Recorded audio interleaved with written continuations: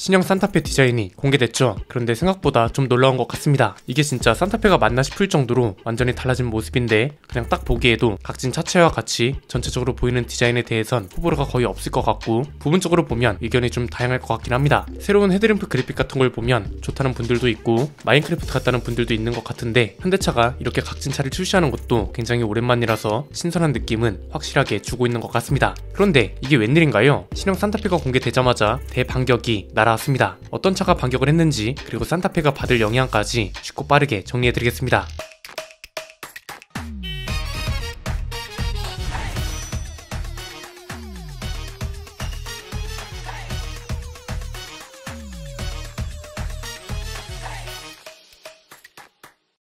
산타페 풀체인지가 4세대 모델 출시 이후 5년 만에 세대 교체가 되는 거죠. 디자인 특징은 말해 뭐하나요? 네모네모한 디자인이 가장 큰 특징인데, 갤로퍼가 생각나는 각진 차체부터 시작해서 헤드램프랑 테일램프에 들어간 H 패턴까지 외관은 바퀴 빼고 죄다 네모입니다. 실내도 변화가 큽니다. 신형 그랜저가 생각나는 레이아웃과 디자인을 적용받은 게 특징입니다. 산타페가 소렌토보다 안 팔리는 이유 중 하나가 실내 디자인이라고 해도 과언이 아니었는데, 이제는 사실 소렌토보다 안 팔릴 이유가 없는 차가 된 것 같습니다. 크게 제어는 공개되어야 알겠지만 이미 지금까지 나온 정보나 공식 사진만 봐도 알 수 있는 건 차체가 굉장히 커졌다는 겁니다. 그래서 대형 SUV 수준의 크기와 가격, 옵션 이런 걸 갖추고 팰리세이드 같은 차들은 세대 교체가 되면서 차체가 더 커질 수밖에 없는 상황이 된 것 같습니다. 이렇게 산타페에 집중하고 있던 찰나에 이게 웬일인가요? 쉐보레도 마치 기다렸다는 듯이 신차를 공개했습니다. 얼마 전까지 미정막을 두르고 돌아다니던 트레버스 풀체인지 모델이 공개됐는데, 기존 트레버스와는 완전히 다른 분위기가 인상적입니다. 외관 디자인은 E급인 타오를 닮아서 이전보다 훨씬 강인해진 게 특징이고, 무엇보다 실내 디자인 변화가 큽니다. 기존 실내는 너무 구형스러워서 호불호가 많이 갈렸는데, 신형은 커다란 디스플레이가 분위기를 압도합니다. 디지털 계기판은 11인치짜리가 들어가고 센터 디스플레이는 무려 17.7인치에 달합니다. 대형 SUV답게 8인승 사양이 기본이고 2열 독립 시트 옵션을 선택하면 7인승이 되는 겁니다. 자, 이렇게 되면 또 한번 국내 SUV 시장이 재밌어질 것 같지 않나요? 산타페는 크기도 커지고 디자인도 확 바뀌면서 판매량 상승이 기대되고, 쉐보레는 좋은 분위기에 힘입어서 트레버스 풀체인지 모델을 공개했습니다. 아마 순차적으로도 트레버스도 국내에 도입이 될 건데, 구매자들 입장에선 고민이 될 수밖에 없을 겁니다. 산타페는 차체가 커지고 옵션도 많아지면서 가격도 비싸질 거잖아요. 그리고 쉐보레는 많이 팔고 싶다면 가격을 터무니없이 들어올진 않을 거고요. 생각보다 흥미로운 부분이 많은데 정리해보면 이렇습니다. 첫 번째는 기대할 수 있는 부분인데요. 일단 이건 구분해서 봐야 할 게 쉐보레만 봤을 때의 얘기입니다. 산타페 같은 다른 차들한테 주는 영향을 살펴보기 전에 이 내용도 중요해서 먼저 말씀드리는 겁니다. 신차 투입이 활발해지면서 브랜드 이미지 변화를 아주 확실하게 하고 있다고 볼 수 있죠. 사실 이것도 지켜봐야 아는 일이긴 합니다. 아직 국내 출시가 언제 될 거라는 얘기가 나온 것도 아니니까요. 그런데 한국 GM도 최소한의 생각이 있다면 신차 투입이 그렇게 늦지는 않을 것 같습니다. 트랙스가 출시되기 전까지는 항상 판매량이 부진하거나 신차 효과가 오래가지 못했던 이유가 너무 확실했죠. 신차를 이상한 타이밍에 출시하거나 그러면서 가격이 저렴한 것도 아니고, 그렇다고 출시 이후에 상품성 개선에 신경을 쓰지도 않았단 말이죠. 그런데 그 틀을 깨기 시작한 게 트랙스고, 트레일 블레이저는 이런 좋은 분위기를 이끌어가는 중요한 차들이라고 말씀드렸습니다. 지금 이걸 좀 냉정하게 봐야 하는 이유가, GM 입장에선 한국이 수출 기지로서의 가치만 있는 지역이었단 말이죠. 불과 작년까지만 해도 그랬습니다. 이건 뭐 굳이 어렵게 생각할 필요 없이 작년 실적만 봐도 알 수 있는 겁니다. 수출량이 느니까 영업이익이 2,760억 원을 넘으면서 흑자 전환을 했잖아요. 동시에 내수 판매는 떨어졌습니다. 이 소리는 수출만 해도 충분히 먹고 산다는 건데, 굳이 한국 시장은 판매량을 신경 쓸 필요가 없는 지역이기도 했다는 거죠.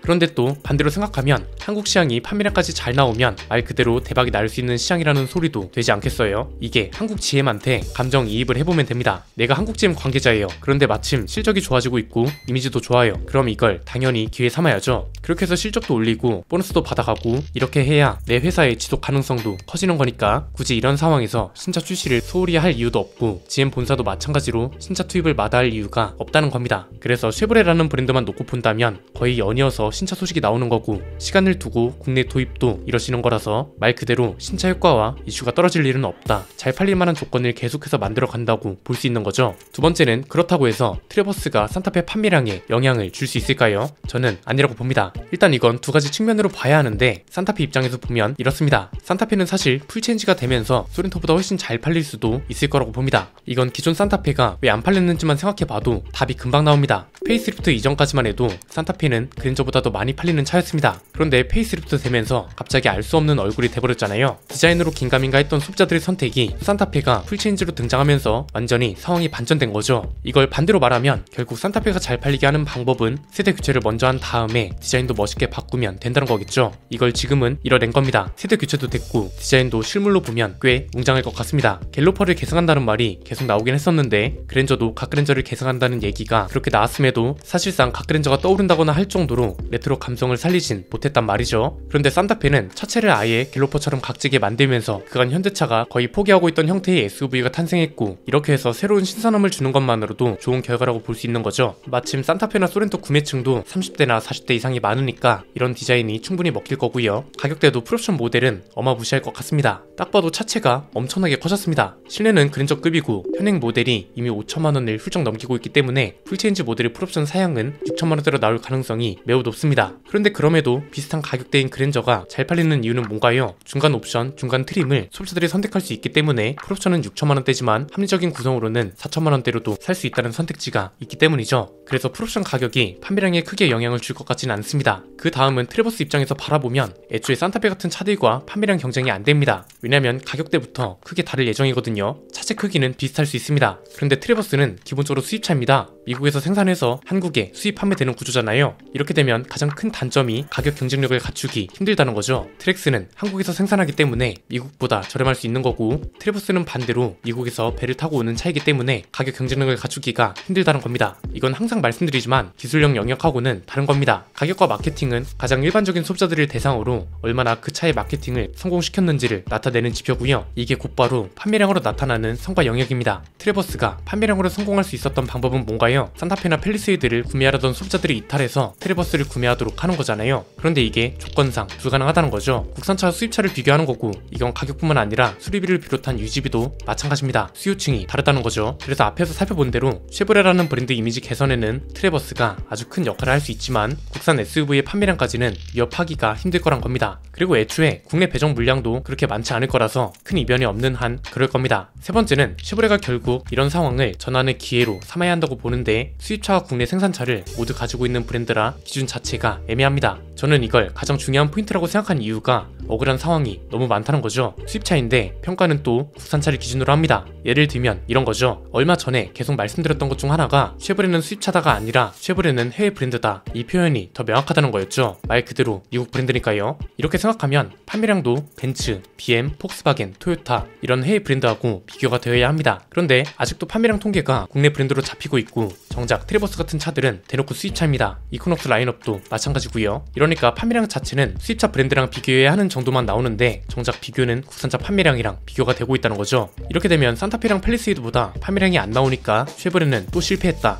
이런 식으로 이야기가 나오고요. 한국제임 입장에선 골치가 아픈 거죠. 이건 뭐 통계 자료 기준을 바꾼다고 해서 해결되는 것도 아니고요. 소비자들의 저 깊숙한 곳에 박혀있는 국산차라는 인식 자체가 바뀌지 않는 이상 평생 국산차랑 성과 비교가 될 겁니다. 트랙스나 트레일 블레이저는 그나마 괜찮습니다. 국내에서 생산되는 차이기 때문에 가격이나 판매량 성과 같은 게 국산차랑 비교가 가능한 수준이니까요. 그런데 나머지 차들은 문제라는 거죠. 그래서 방향을 좀 확실하게 잡지 않으면 평생 애매할 겁니다. 아예 국내에서 생산되는 차종을 늘려서 확실하게 국산차 브랜드들하고 성과 비교를 하든지 아니면 아예 수입차 쪽으로 방향을 틀어서 어떻게든 인식을 깨부수든지 둘 중 하나죠. 경쟁 시장이기 때문에 꼭 필요한 과정이고 이게 판매량 성과와 고객들이 생각하는 이미지로 연결되는 거라서 언젠가는 분명 바꿔야 할 겁니다. 오늘 내용은 여기까지입니다. 내용이 유익하셨다면 구독과 좋아요 알림 설정 부탁드립니다. 지금까지 저는 안PD였습니다. 감사합니다.